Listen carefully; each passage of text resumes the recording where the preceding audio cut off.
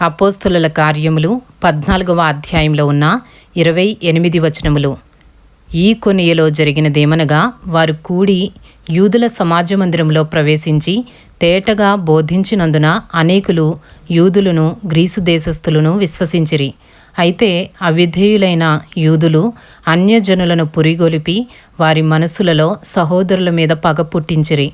కాబట్టి వారు ప్రభువును ఆనుకొని ధైర్యముగా మాటలాడుచు అక్కడ బహుకాలము గడిపిరి.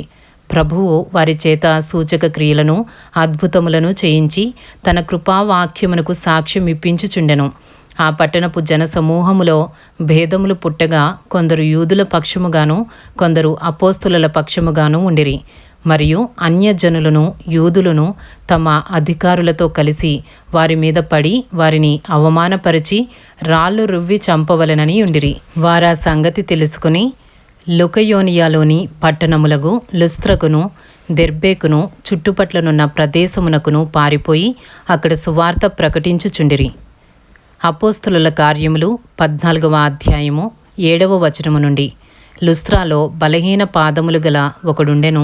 అతడు పుట్టినది మొదలుకుని కుంటివాడై ఎన్నడునూ నడువలేక కూర్చుండియుండువాడు. అతడు పౌలు మాటలాడుట వినెను. పౌలు అతని వైపు తేరిచూచి స్వస్థత పొందుటకు అతనికి విశ్వాసముండెనని గ్రహించి, నీ పాదములు మోపి సరిగా నిలువమని బిగ్గరగా చెప్పినప్పుడు అతడు గంతులు వేసి నడవసాగెను.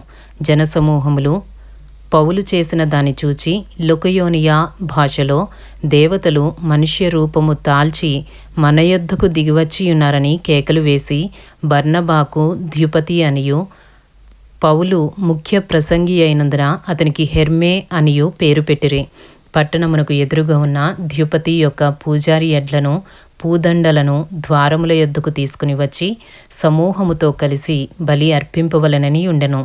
అపోస్తలులైన బర్నబాయు పౌలును ఈ సంగతి విని తమ వస్త్రములు చించుకుని సమూహములోనికి చొరబడి, అయ్యలారా, మీరెందుకు ఇలాగు చేయుచున్నారు? మేము కూడా మీ స్వభావం వంటి స్వభావము గల నరులమే. మీరు ఈ వ్యర్థమైన వాటిని విడిచిపెట్టి ఆకాశమును భూమిని సముద్రమును వాటిలో ఉండు సమస్తమును సృజించిన జీవము గల దేవుని వైపు తిరగవలెనని మీకు సువార్త ప్రకటించుచున్నాము. ఆయన గత కాలములలో సమస్త జనులను తమ తమ మార్గములయందు నడువనిచ్చెను.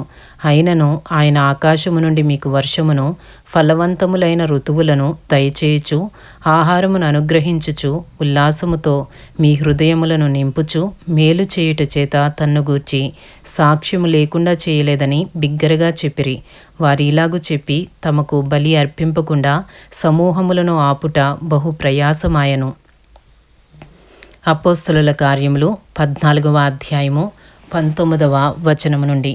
అంతియొకయ నుండియు ఈకొనియ నుండియు యూదులు వచ్చి జన సమూహములను తమ పక్షముగా చేసుకుని పౌలు మీద రాళ్ళు రువ్వి అతడు చనిపోయినని అనుకుని పట్టణము వెలుపలికి అతనిని ఈడ్చిరి. అయితే శిష్యులు అతని చుట్టూ నిలిచియుండగా అతడు లేచి పట్టణములో ప్రవేశించి మరునాడు బర్నబాతో కూడా దెర్బేకు బయలుదేరిపోయెను.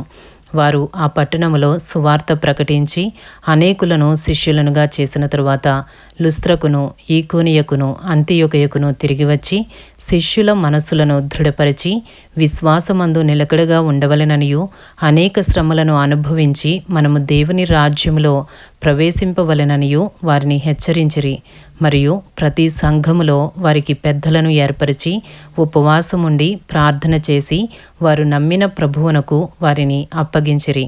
తరువాత పిసిదియా దేశమంతటా సంచరించి పంఫూలియాకు వచ్చిరి. మరియు పెర్గేలో వాక్యము బోధించి అత్తాలియాకు దిగివెళ్ళిరి. అక్కడ నుండి ఓడ ఎక్కి తాము నెరవేర్చిన పని నిమిత్తము దేవుని కృపకు అప్పగింపబడిన వారై మొదట బయలుదేరిన అంతియొకయకు తిరిగి వచ్చిరి. వారు వచ్చి సంఘమును సమకూర్చి దేవుడు తమకు తోడయుండి చేసిన కార్యములన్నయూ అన్యజనులు విశ్వసించుటకు ఆయన ద్వారము తెరిచిన సంగతియు వివరించిరి. పిమ్మట వారు శిష్యుల యొద్ద బహుకాలము గడిపిరి. ఇంతటితో అపోస్తలుల కార్యములు 14వ అధ్యాయంలో ఉన్న 28 వచనములు పూర్తి చేయబడినవి.